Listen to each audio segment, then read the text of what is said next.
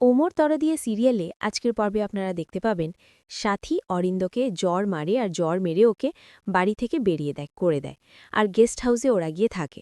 এদিকে তানিয়া আর কাজের দুটো মেয়ে ওদের সবকিছু বন্দোবস্ত করেছে ওদেরকে বরণ করে ঘরে তোলার জন্য।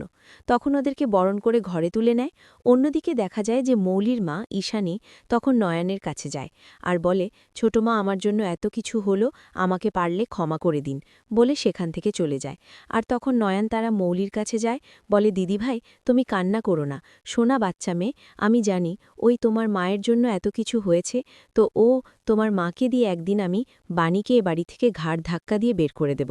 তখন মৌলি বলে, আমি কিছুতেই ওই বাণীকে ছাড়ব না, মন্দিরের বিয়ের কি মূল্য আছে, আমি যেভাবেই হোক না কেন অরিন্দমের জীবন থেকে ওকে সরিয়ে ছাড়ব, অরিন্দম শুধু আমার কাছেও থাকবে, তুমি দেখে নাও এরপর আমি কি করতে পারি। এসব বলে অন্যদিকে দেখা যায় যে অরিন্দম আর তানিয়া একটা জায়গাতে বসে খেলা করছে। আর তখন বাণী বলছে, মাম্মাম, অনেক রাত হয়েছে, যাও গিয়ে ঘুমিয়ে পড়ো। তখন অরিন্দম বলে, কেন ঘুমাবে না, এখনই ওষুধ খাবে না? তখন বাণী বলে, ওহ, তাই তো, আমার একদম মাথা থেকে সবকিছু হারিয়ে গেছে, আমার একটুও মনেই নাই গো। এসব বলে তখন বলে, তুমি ভুলে গেলে কি হবে, আমি তো ভুলিনি, আর বাবাও ভুলবে না গো। আর একটা কথা বলি, আমি কিন্তু ওষুধটা খাবো না। তখন বাণী বলে, কেন, ওষুধ না খেলে তুমি তাড়াতাড়ি সুস্থ হবে। তখন অরিন্দম বলে, ঠিক আছে, তোমাকে ওষুধ খেতে হবে না, আমি তোমাকে তোমাকে একটা গল্প বলে ঘুম পাড়িয়ে দিচ্ছি। তখন বলে, মা তো রোজ গল্প বলে ঘুম পাড়ায়, আজ তুমি ঘুম পাড়াবে? তখন বলে, ঠিক আছে। তখন অরিন্দম একটা গল্প বলতে লাগে, এক রাক্ষসের আর এক প্রিন্সেসের। আর সে গল্পটা বলতে বলতে বাণীকে ইশারা করে ওষুধটা ঢালার কথা। আর বাণী তখন ওষুধটা ঢাললে সে গল্পের ছন্দতে ওকে ওষুধটা খাইয়ে দেয়। আর খাওয়ানো হয়ে গেলে তখন বানর কাছে সিপিটা চালিয়ে দেয়। আর তখন তানিয়াকে বলে, চলো প্রিন্সেস, এবার তুমি কিন্তু ঘুমিয়ে পড়বে, বলে সেখান থেকে নিয়ে গিয়ে একটা বালিশ দিয়ে সেখানে ঘুম পাড়িয়ে দেয়। আর বলে, এবার তুমি চোখ বন্ধ করে কিন্তু ঘুমাবে। তখন তানিয়া বলে, আচ্ছা ঠিক আছে, আমি চোখ বন্ধ করে ঘুমাচ্ছি, বলি তখন তানিয়া চোখ বন্ধ করে ঘুমিয়ে পড়ে। আর তখন অরিন্দম বাণীকে বলে, আপনি এবার তানিয়ার পাশে শুয়ে পড়ুন, আমি পাশের ঘরে গিয়ে শুয়ে পড়ছি।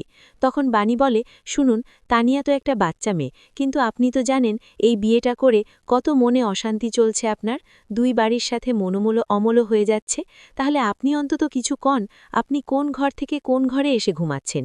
তখন অরিন্দম বলে, শুনুন, যেখানে প্রিন্সেস আছে সেটা কিন্তু আমার কাছে রাজমহল, আর যেখানে প্রিন্সেস নেই সেখানে আমার কোনো জায়গা নেই, তাই আমি যেখানে প্রিন্সেস থাকবে সেখানে কিন্তু আমি ভালো থাকব।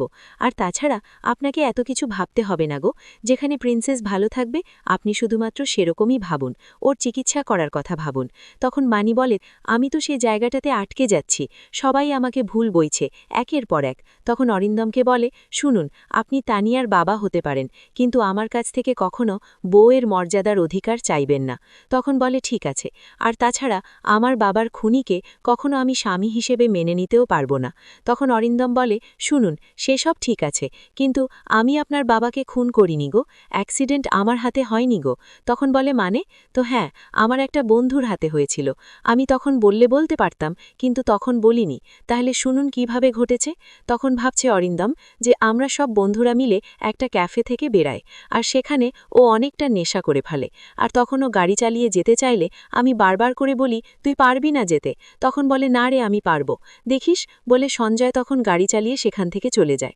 আর বন্ধুরা বলে, আমাদের ড্রাইভার আছে, আমরা চলে যাচ্ছি। তখন অরিন্দম মনে মনে বলে যে না, আমাকে ওর পিছু নিতেই হবে, ওর কিছু ঠিক নাই গো, বলে আমি ওর পিছুতে আসি। ঠিক তখনই একটা অ্যাক্সিডেন্টটাও করে ফেলে, আর তখন সেখান থেকে ও পালিয়ে যায়। আর বলে, আমাকে এখান থেকে পালাতেই হবে, উনি যদি মারা যায় তাহলে আমাকে এক্ষুনি জেলে নিয়ে চলে যাবে। তখন সে চলে গেলে আমি গাড়িটা থামাই, যে হসপিটালে নিয়ে যেতে হবে বলে। আর তখন সেখানে ছুটে আসি, এদিকে আপনিও বাবা বলে চিৎকার করে সেখানে এসে পৌঁছে যান, আর সেখানে লোক জড়ো হয়ে যায়। আর তখন আপনার বাবা মারা যায়, আর তখন সব গ্রামের মানুষেরা বলে যে আমি নাকি মেরেছি। আর তখন আমাকে সবাই বলতে থাকে, কিন্তু বারবার বলা সত্ত্বেও ওরা বিশ্বাস করছে না যে আমি মারিনি। তখন সেখানে পুলিশ আসে, আর পুলিশ এসে আমাকে বলে, আপনাকে থানাতে যেতে হবে। আর তখন সেখান থেকে আমাকে থানাতে নিয়ে চলে যায়। কিন্তু গ্রামের লোকেরা ভাবেছিল আমি মেরেছি, কিন্তু বিশ্বাস করুন আমি মারিনি, খুব বলে ঘটনাটা বলা শেষ হয়ে যায়। তখন বাণী বলে, তাহলে আপনি এতদিন পরে আপনি এটা বলছেন, আমি কি করে বিশ্বাস করব যে আপনি আমার বাবাকে মারেননি তা?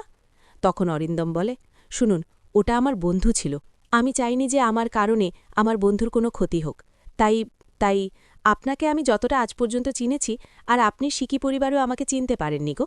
আমি কোনো প্রুফ দিতে চাই না, আমার প্রমাণ কোনো লাগবে না, আমি খুনি হলে খুনি হয়েই থাকব, বলে সেখান থেকে চলে যায়। তখন বাণী বলে, আপনি না চাইলে কি হবে, আমি যে চাই। আপনি সত্যি কথা বলছেন কিনা? পরদিন সকালে বাণী চলে যায় সঞ্জয়ের বাড়িতে। আর তখন কলিং বেল বাজালে সঞ্জয়ের বাবা দরজাটা খুললে বলে, এটা কি সঞ্জয় দত্তর বাড়ি? তো হ্যাঁ, আপনি কে? আমি ওনার বাবা বলছি। কি বলছেন আপনি? তো আমার কিছু একটা বলার ছিল। তো কি বলার ছিল? যে একটা কিছু জিজ্ঞাসা করার ছিল। সেই বহুদিন বছর আগে একটা খুন করেছিল, অ্যাক্সিডেন্ট হয়েছিল। তখন বলে, না, আমার ছেলে তো কোনো খুন করেনি। আর তাছাড়া আমরা তো তখনই শুনেছি যে অরিন্দম মানে ওর বন্ধু এই অ্যাক্সিডেন্টটা করেছিল, আর তার জন্য তো ওকে পুলিশে ধরে নিয়ে গেছিল। আর ও তো বড়লোকের ছেলে, নেহাতি তা এখান থেকে পালিয়ে ও তো অনেকদিন বিদেশেও ছিল, আর বিদেশ থেকে চলে এসেছিল, বলে দরজাটা মুখের উপর লাগিয়ে দেয়। তখন বাণী বলে, না, অরিন্দম বাবু মিথ্যে বলছে সেটা আমার মনে হচ্ছে না, কিন্তু ওরা কিছু একটা লুকাচ্ছে। এদিকে অরিন্দমের মা ঘরে বসে থাকে সাথী। তখন অরিন্দম আসে আর বলে, মা, তুমি সকালবেলাতে ব্রেকফাস্ট করনি, এরকম করে চললে হবে বলো? তোমার প্রেশার ফলস করে যাবে, তোমাকে ওষুধ খেতে হবে। তখন সাথী গিয়ে মুখের উপর দরজাটা লাগিয়ে দেয়। আর দরজাটা লাগানো হয়ে গেলে সাথী তখন কান্নায় ভেঙে পড়ে। এদিকে অরিন্দম বারবার করে মাকে ডাকতে থাকলেও অরিন্দমের কথা শোনে না কম। তখন সাথী ভেতরে কান্না করে। এদিকে অরিন্দম চলে যায়। আর তখন সাথী অসুস্থ হয়ে পড়ায় সেখানেও গ্যাস টানতে শুরু করে। আর গ্যাস টানা হয়ে গেলে অনিয়ানি করে ঘর থেকে বেরিয়ে আসে। আর বেরোতে দেখে ওর চাকাতে, হুইলচেয়ারের চাকাতে সারাটা জড়ে যায়। আর তখন সিঁড়িতে পড়ে যেতে যায়। এদিকে বানেও চিৎকার শুনে সেখানে ছুটে আসে। আর এসে দেখে যে সিঁড়িতে পড়ে যাচ্ছে। আর তখন মাসিমণি বলে চিৎকার করে। আর তখন সেখানে ছুটে যায় বানে। আর গিয়ে ওর যত শক্তি থাকে সব শক্তি জোর দিয়ে ওকে ঠেলে ওপরে তোলে। আর তোলার পরে বলে, মাসিমণি, আপনি এখানে কি করছেন? এখন তো একটা অঘটন ঘটে যেত। আপনি কেন এখানে এসেছেন? দাঁড়ান, আপনার ছেলেকে আমি এক্ষুনি ফোন করি, বলে তখন অরিন্দমকে ফোন করে। আর বলে, মাসিমণি এক্ষুনি সিঁড়ি থেকে পড়ে গেছিল, একটা বড় অ্যাক্সিডেন্ট হয়ে যাচ্ছে, আপনি তাড়াতাড়ি আসুন। তখন অরিন্দম বলে, আচ্ছা ঠিক আছে, আমি আসছি, বলে তখন বাণী ফোনটা কেটে দেয়। আর তখন বলে, চলুন আপনাকে ঘরের ভিতরে নিয়ে যাই, বলে তখন বাণী ওকে ঘরের ভিতরে নিয়ে যায়। আর নিয়ে যাওয়ার পরে বলে, আপনার তো শরীর খারাপ করছে, আপনার গ্যাসটা কই? তখন ও গ্যাসটা নিয়ে এসে ওকে দেয়। আর বলে, মাসিমণি, এখন ঠিক আছেন তো? আপনি ওখানে কি করতে গেছিলেন? আর ঠিক তখনই অরিন্দম ঘরে ছুটে আসে। আর এসে বলে, আমার মায়ের কি হয়েছে? মা, কি হয়েছে তোমার? তখন বলে, আমার কিচ্ছু হয়নি। তখন বলে, মা, কেন এরকম করছো? আমি কষ্ট দিয়েছি নাকি তোমাকে? তখন বাণীকে বলে, আপনি এক কাজ করুন, এক গ্লাস দুধ নিয়ে আসুন তো আমার মায়ের জন্য। তখন বাণী দুধ আনতে গেলে অরিন্দম বারবার করে সাথীকে বোঝায়, মা, আমি তো তোমার ছেলে, আমি তোমার শিক্ষায় বড় হয়েছি, তুমি তো জানো তোমার ছেলে কখনো ভুল হতে পারে না। তুমি তো বলেছ যে আগে মানুষ হয়ে দেখাও, তারপরে? এখন সবকিছু আমি একটা মানুষের মতোই কাজ করেছি মা, তাহলে এখন কেন রাগ করছ? তখন সেখানে বাণী আসে দুধের গ্লাস নিয়ে। আর তখন দুধটা দিতে গেলে বলে যে দুধটা ওখানে রেখে দাও। আর তখন সাথী বলে, শোনো, একটা কথা বলি, আজ তোমরা কাল রাত্রি তোমরা কারো মুখ দেখতে যেও নাকো। তাই বলে ভেবো না যে আমি তোমাদের বিয়েটা মেনে নিচ্ছি, আমি কখনোই বিয়েটা মেনে নিতে পারবো না। আর ওই বাণীকে আমি তো কখনো মেনে নিতে পারবই না। কিন্তু আমি তো যতই হোক না কেন আমি তো মা, তাই আমার মনটা খুব খারাপ করছে, কু ডাকছে।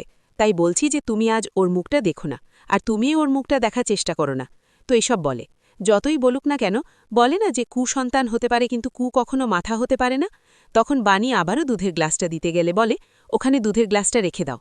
তখন দুধের গ্লাসটা রেখে দিয়ে বাণী সেখান থেকে চলে যেতে গেলে বাণীকে বলে, তুমি কিন্তু আজকে এক হাত মাথায় ঘুমটা দিয়ে থাকবে। আর শোনো, আমি তোমার কাছে হাত জোর করে ক্ষমা চাচ্ছি, আজ তুমি আমার প্রাণ ভিক্ষা দিলে, আমাকে বাঁচিয়ে দিলে, তার জন্য তোমাকে অনেক থ্যাংক ইউ, অনেক ধন্যবাদ। তখন বলে, ঠিক আছে, বলে তখন বাণী ওর শাশুড়ি মায়ের কথাটা শুনে ও মাথায় তখন ঘুমটা দিয়ে দেয়। আগাম পর্বে দেখতে হবে যে তানিয়া বলছে, আচ্ছা, আজ কেন বাবা মার মুখ দেখতে হবে না, আর মা কেন বাবার মুখ দেখতে পাবে না? তখন অরিন্দম বলে, ও, আজকে তোমার মার আমি একটা খেলা খেলছি যে কেউ কারো মুখ দেখতে পারবে না, আর তুমি হবে এটার রেফারি, তুমি বাঁশি বাজাবা।